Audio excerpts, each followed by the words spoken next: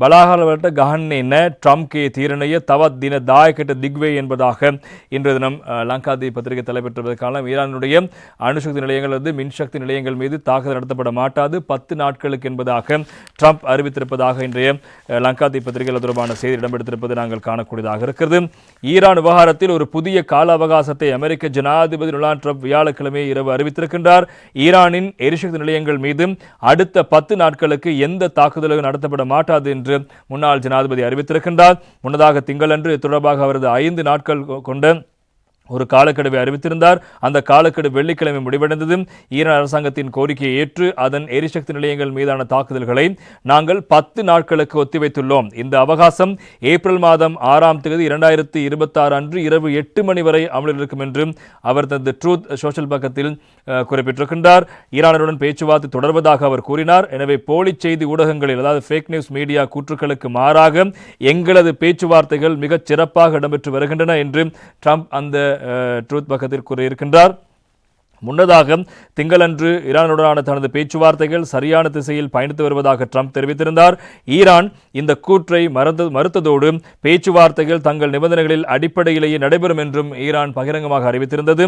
எனவே முன்னதாக வியாழக்கிழமை இரவு வெள்ளை மாளிகையில் நடைபெற்ற அமைச்சரவை கூட்டத்தின் போது ஈரானிடமிருந்து தங்களுக்கு கிடைத்த ஒரு பரிசு குறித்து டொனால்ட் ட்ரம்ப் குறிப்பிட்டிருந்தார். ஈரானில் உள்ள சரியான நபர்களோடு நாங்கள் மிகச் சிறந்த பேச்சுவார்த்தை நடத்தி வருகின்றோம். அவர்கள் எங்களுக்கு ஒரு பரிசை அளித்திருக்கிறார்கள். உங்களோடு பேச்சுவார்த்தை நடத்துவதில் நாங்கள் தீவிரமாக இருக்கிறோம் என்பதை நிரூபிக்கும் வகையில் 8 பெரிய கப்பல்களை ஹோர்முஸ் நீரிணை வழியாக செல்ல நாங்கள் அனுமதித்திருக்கிறோம் என்று ஈரான் எங்களிடம் கூறியது என்பதாகவும் ட்ரம்ப் அவர்கள் வெள்ளை மாளிகை ஊடகத்தில் கூறியிருந்தார். பாகிஸ்தான் கொடிகளை பறக்கவிட்ட 8 கப்பல்கள் உண்மையில் ஹோர்முஸ் நீரிணை வழியாக சென்றன என்ற தகவல் தனக்கு பின்னர் கிடைத்ததாக ட்ரம்ப் தெரிவித்திருக்கின்றார். மேலும் 2 கப்பல்களை செல்ல அனுமதிக்கப் போவதாக ஈரான் பின்னர் தன்னிடம் தெரிவித்ததாகவும் அவர் குறிப்பிட்டிருக்கின்றார். புதன்கிழமை நட்பு நாடுகளின் கப்பல்கள் ஹோர்முஸ் நீரிணை வழியாக செல்ல ஈரான் அனுமதி அளித்து வருவதாக ஈரானிய வெளியுறவு அமைச்சர் அப்பாஸ் அராச்சி அவர்கள் கூறியிருந்தார். சீனா, ரஷ்யா, இந்தியா, ஈராக் மற்றும் பாகிஸ்தான் போன்ற நட்பு நாடுகளுக்கு ஹோர்முஸ் நீரிணை வழியாக செல்ல நாங்கள் அனுமதி வழங்குகிறோம் என்று அராக்சி அவர்கள் தெரிவித்திருந்தார். அராக்சியின் இந்த கூற்று குறித்து தகவலை மும்பையில் உள்ள ஈரானிய துணை தூதரகம் வெளியிட்டிருக்கின்றது. எனவே அமெரிக்காவுக்கும் ஈரானுக்கும் இடையிலான பேச்சுவார்த்தைகளை நடத்துவதற்கு ஒரு சாத்தியமான இடமாக பாகிஸ்தானின் பெயர் முன்மொழியப்பட்டுள்ளதை இங்கு நினைவு கூறலாம். மத்திய கிழக்கில் நடைபெற்று வரும் போரை பேச்சுவார்த்தைகள் மூலம் முடிவு கொண்டு வரவும் அந்த பிராந்தியத்தில் அமைதியை ஸ்திரத்தன்மையும் நிலைநாட்டவும் மேற்கொள்ளப்பட்டு வரும் முயற்சிகளுக்கு பாகிஸ்தான் முழு ஆதரவையும் அளிக்கிறது என்று பாகிஸ்தான் பிரதமர் ஷபாப் ஷெரீப் செவ்வாய்க்கிழமை மாலை ட்விட்டரில் பதிவிட்டிருந்தார். அமெரிக்க ஜனாதிபதி டொனால்ட் ட்ரம்ப் ஷபாஸ் ஷெரீப்பின் இந்த அறிக்கையை ட்ரூத் சோஷியல் தளத்தில் பகிர்ந்திருந்தார். இதிலிருந்து பாகிஸ்தான் மத்தியஸ்தத்தின் கீழ் பேச்சுவார்த்தை அமெரிக்காவும் தயாராக இருக்கலாம் என்றும் ஊகிக்கப்படுகின்றது. பிபிசி நியூயார்க் பிசினஸ் செய்தியாளர் நட்டாலி ஷெமனி கூற்றுப்படி ஈரானிய எரிசக்தி நிலையங்கள் மீதான தாக்குதலை நிறுத்தி வைப்பது குறித்து ட்ரம்பின் சமூக ஊடக பதிவுக்கு பிறகு எண்ணெய் விலைகள் சரிந்திருப்பதாக சொல்லப்படுகின்றது. அமெரிக்க பங்குச்சந்தை மூடப்பட்ட சிறிது நேரத்திலேயே ஈரானிய எரிசக்தி நிலையங்கள் மீதான தாக்குதல்களை ஏப்ரல் 6 வரை ஒத்திவைப்பதாக ட்ரம்ப் அறிவித்திருக்கிறார். அமெரிக்காவுடைய பங்குச்சந்தை மூடப்பட்ட சிறிது நேரத்திலேயே இந்த அறிவிப்பை அவர் வெளியிட்டிருக்கின்றார். போர் காரணமாக எண்ணெய் விநியோகத்தில் ஏற்படக்கூடிய பற்றாக்குறை குறித்த கவலைகளால் வியாழக்கிழமை எண்ணெய் விலைகள் உயர்ந்திருந்தன. ஆனால் ட்ரம்பின் சமூக ஊடக பதிவுக்கு பிறகு விலைகள் மீண்டும் வீழ்ச்சியடைந்திருப்பதாக சொல்லப்படுகிறது. பிராண்ட் ரக மசக எண்ணெயின் எதிர்கால ஒப்பந்தங்கள் ஒரு பீப்பாய் சுமார் 108 அமெரிக்க முடிவடைந்தன. ஆனால் ட்ரம்பின் அறிவிக்கு பின்னர் 1 மணி நேரத்துக்கு பிறகு அது $1 வீழ்ச்சி கண்டிருப்பதாக சொல்லப்படுகிறது. தொழில்நுட்ப நிறுவனங்களின் பெரும் பங்கை கொண்ட நாஸ்டக் குறியீடு சுமார் 2.4 வீழ்ச்சி கண்டிருக்கிறது. இந்த வீழ்ச்சிக்கு ஒரு காரணம் அமெரிக்காவில் மெட்டா பிளாட்ஃபார்ம்ஸ் நிறுவனத்துக்கு எதிராக அடுத்தடுத்து 2 தீர்ப்புகள் வந்ததை தொடர்ந்து அதன் பங்குகளில் ஏற்பட்ட கடுமையான சரிவாகும். சமூக ஊடக அடிமைத்தனம் தொடர்பான ஒரு வழக்கில் லாஸ் ஏஞ்சலிஸ் ஜூரி மெட்டா மற்றும் யூடியூப் நிறுவனங்களை குற்றவாளிகளாக அறிவித்தது. மனிதாரருக்கு $56.5 கோடி அபராதம் செலுத்த உத்தரவிட்டது. அமெரிக்க சந்தைகள் அக்டோபரிலிருந்து சமீபத்திய உச்சத்திலிருந்து 11% சரிந்திருக்கின்றன. அவை அதிகாரப்பூர்வமாக சரிவு நிலைக்குள் நுழைந்துவிட்டதாக நிபுணர்கள் கூறுகிறார்கள். எனவே வியாழக்கிழமை வர்த்தக அமர்வில் S&P 500 குறியீடு 1.7% சரிந்திருக்கிறது.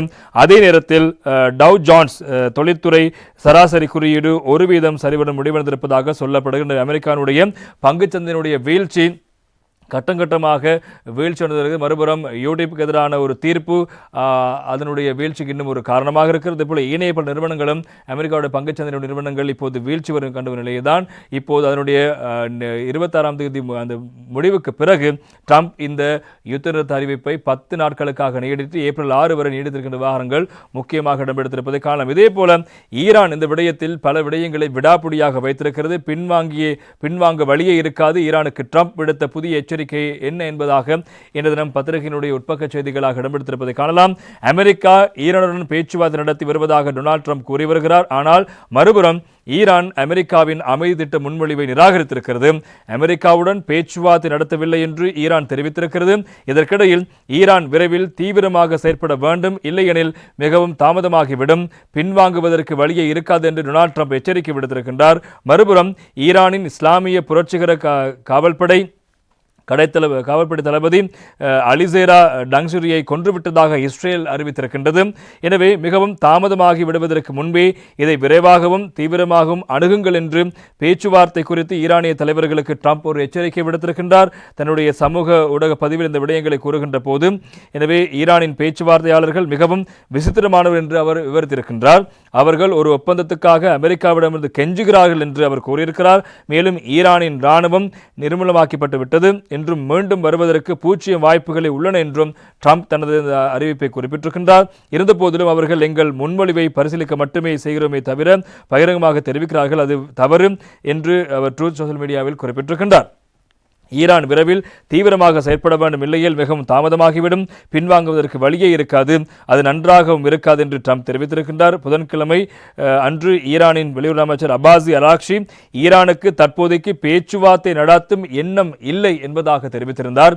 செய்திகள் நட்பு நாடுகள் மூலம் தெரிவிக்கப்பட்டுள்ளன, ஆனால் இந்த தகவல் பரிமாற்றங்கள் உரையாடலோ அல்லது பேச்சுவார்த்தையோ அல்ல என்றும் அவர் தெரிவித்திருக்கிறார். எனவே அமெரிக்காவுடைய அந்த தகவல்கள் நட்பு நாடுகளோட எங்களுக்கு கிடைத்திருக்கிறதே தவிர நாங்கள் இன்னும் பேச்சுவார்த்தைக்கோ அதற்கான இணக்கப்பாட்டையோ அல்லது அவர்கள் அனுப்பிய அந்த 15 அம்ச கோரிக்கைக்கு இணக்கம் தெரிவிப்பதோ அல்லது நாங்கள் கூறுகின்ற விடயங்களையோ அடிப்படையாக வைத்து எந்த விதமான இருதரப்பு பேச்சுவார்த்தையும் இன்னும் எந்த கட்டத்திலும் ஆரம்பிக்கப்படவில்லை என்பதாக ஈரான் திட்டவட்டமாக நிராகரித்திருக்கிறது ட்ரம்பினுடைய பேச்சை. இதற்கிடையே ஈரானின் இஸ்லாமிய புரட்சிகர காவல்படை கடற்படை தளபதி அலிசேரா டங்சுரியை கொன்றுவிட்டதாக இஸ்ரேல் தெரிவித்திருக்கிறது. இஸ்ரேலிய பாதுகாப்பு அமைச்சர் இஸ்ரேல் காட்ஸ் ஹோம்ஸ் நீரணியை குண்டு வீசி தாக்குதல் நடத்திய மற்றும் நீரணியை தடுத்தது போன்ற பயங்கரவாத செயல்களுக்கு டங்ஸ்ரி நேரடியாக பொறுப்பானவர். எனவே டங்ஸ்ரி குண்டு வீசி கொல்லப்பட்டார் என்று அவர் தெரிவித்திருக்கின்றார். மேலும் ஈரானின் பல மூத்த கடற்படை தளபதிகளும் கொல்லப்பட்டிருப்பதாக இஸ்ரேல் காட்ஸ் கூறியிருக்கின்றார். எனவே அலிரேசா டங்ஸ்ரி 2018ஆம் ஆண்டில் இஸ்லாமிய புரட்சிகர காவல்படையின் கடற்படை தளபதியாக நியமிக்கப்பட்டார். இதற்கு முன்பு அவர் 2010 முதல் ஐஆர்ஜிசி கடற்படை துணை தளபதியாக செயல்பட்டிருந்தார். எனவே அவருக்கு சொந்தமானதாக கூறப்படும் ஒரு எக்ஸ்தல கணக்கு இந்த ஆண்டு மார்ச் மாதம் 10 முதல் செயற்பாடு இருக்கிறது. அதில் உள்ள பதிவுகளை ஈரானிய ஊடகங்கள் மேற்கோள் காட்டி வருகின்றன.